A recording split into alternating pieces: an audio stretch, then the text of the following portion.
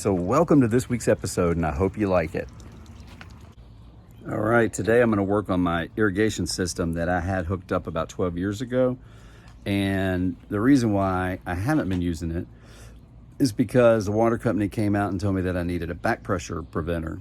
So what I did originally was hook it up to my faucet, my outside faucet, and had a timer and valves hooked up to it so it could turn on sections at a time.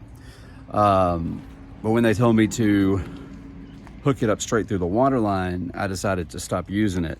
So they've just been sitting underground. I just left it like it was, just unhooked it.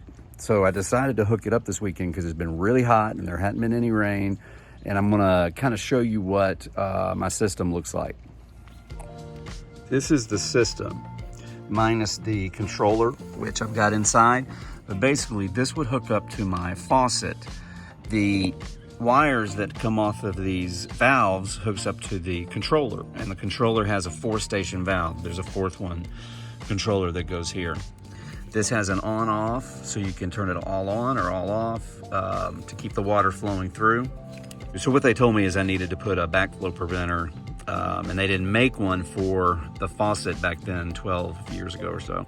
So what I did today, or yesterday actually, was unhook everything. So I've got these are the lines that would hook into the bottom of these valves. So now I can just run each one as I go. I just have to undo it every time I want to undo. So this is a 1/2-inch pipe connected to an elbow, connected to a female, and to be able to screw in the bib piece, right? The hose bib piece. Got it. These hose clamps I should probably replace because they are leaking a little bit. So I will need to take this apart at some point, and that's going to up my pressure as well, which will be good.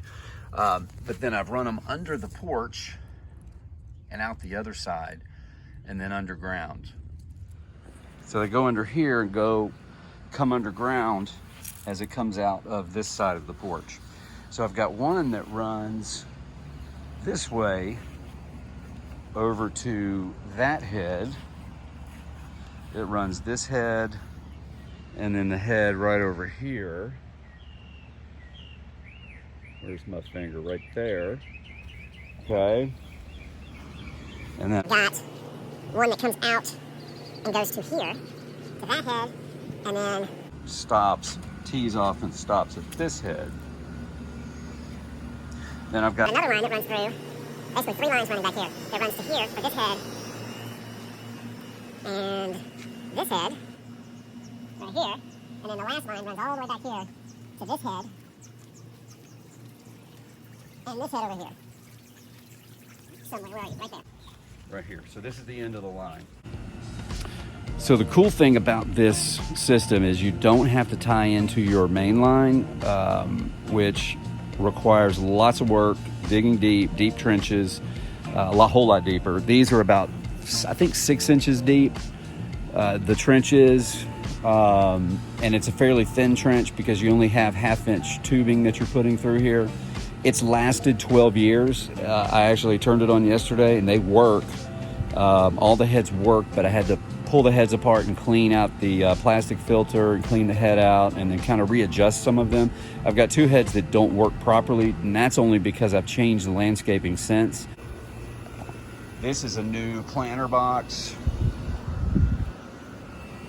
that I'm gonna end up getting rid of, but this head hits the side of the planter box, so it doesn't get these plants up top. So I'm either gonna have to destroy the planter box, just redo something here, which I think I'm gonna do eventually, or put an extension on this if I can find an extension for that head, which I might do just for the time being, and then next spring change out that planter box.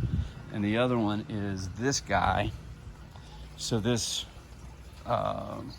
little paver patio I put in, and it's watering it now. I think before we had grass here. Some of these blocks are coming up, and that's because there's roots that are going underneath here. So I'm gonna have to rethink this as well eventually. But what I might do is just get a 180-degree head for this so that way it's not doing 360. But those are the only two real problems, other than this head not being able to make it over the monkey grass to hit the bed over there, which I don't think, if I remember correctly, it hit all the way to the driveway, but it hit a good portion of that before.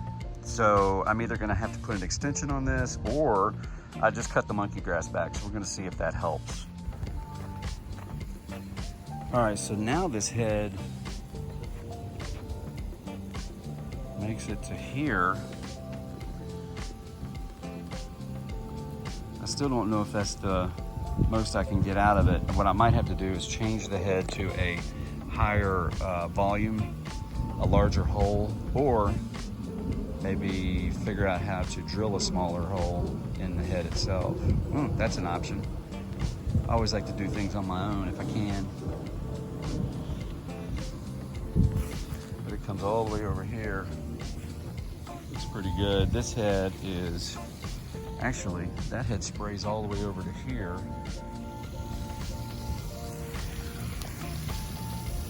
So this one, you remember, I readjusted because it wasn't straight.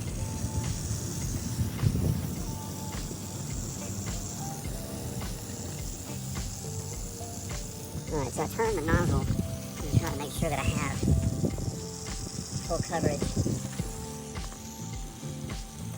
Yeah, I like that. That's good. It's getting the concrete out in the street a little bit, but I don't know if I can change much more of that. because I need it to come over to here. I'm gonna keep playing around with it though. But you can see how the system works pretty good. And it's all in ground. You turn it off and they hide from you. And what I mean by hide from you is most people don't want to have hoses run all over your yard with sprinklers, you know, something as cheap as this or as expensive as a big, you know, giant one with real sprinkler heads on it. Some of us just want to have it underground and hide, but not have to spend the money that it takes to put in a solid or permanent system. So this can be dug up anytime you want. It can be changed easily. It's fairly inexpensive. I think back when I did this, I spent $300 maybe on everything. So it's a fairly cheap system and it keeps your grass watered. Obviously you can see that my grass needs some help. So I had the ryegrass that I planted over the winter, and I ended up spraying it to try to kill it so it wouldn't kill my Bermuda, and my Bermuda now is really brown. You could see in the videos from earlier. Really brown. Some of it's coming back, some of it's not. It's coming back really slowly, so I've fertilized, and now I just need to get a lot of water down, I believe, and try to bring this stuff back. Really sad. So if you like this video, don't forget to like and subscribe. It helps me out a lot. I want to see how many people like my videos, see if the content is what you want to see. Leave me a message down below. There's also some links down below if you want to buy me a coffee or buy me a beer. Every little bit helps when you're out here cutting grass and doing videos. So I hope you liked it, and thanks for watching the video.